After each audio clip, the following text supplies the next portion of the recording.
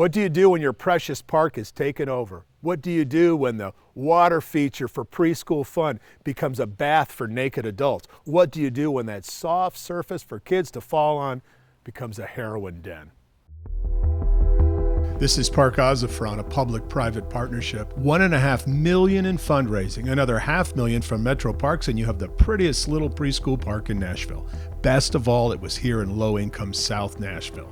Then the homeless discovered it, and trouble followed.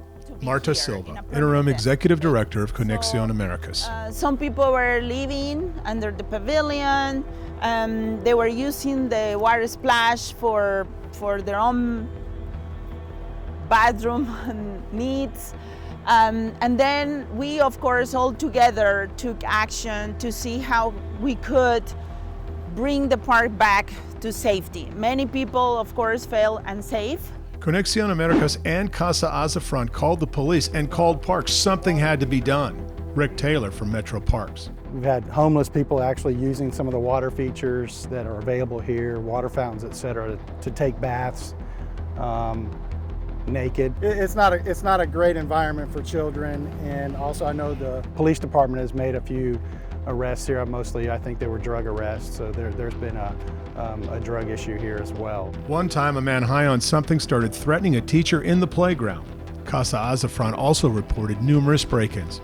There were needles all over the playground. The benches were beds, the electricity a place for the homeless to charge their phones. Finally, after many meetings, a plan was hatched. Remove the park benches, turn off the electricity, turn off the water.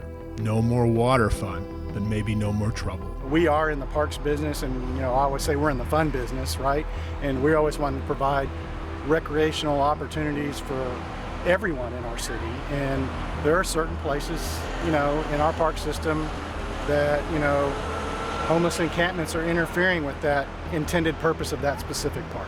Stripped of some of its best amenities, the park is now back to being a preschool park, but at a cost. Parks even had to remove the $6,000 wheelchair-accessible drinking fountain because for some reason the homeless destroyed it. And I think that's when we need to see the problem as a whole. Marta Silva wants everyone to know she's not criminalizing homelessness. She wants to help the homeless.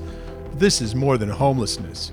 It's drug addiction and danger, and her main role is to keep this park safe for very small children. This is a drug use issue. Really, we have a community of homeless people that don't represent any harm for anybody, but there are others that because of the drug use, they become more violent and more representing a threat for us. Silva hopes this is just temporary, and come spring, everything can be fixed, returned to its intended joy. But how will that happen?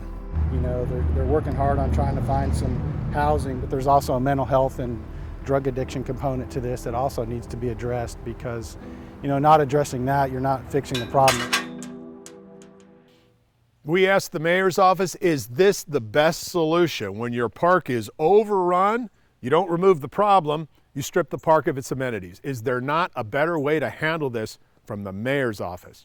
The mayor's office replied, quote, "The city is bringing on 2 additional workers to help unhoused neighbors get into stable permanent housing. We have recommended additional funding for another flex team to the Oversight Review Committee.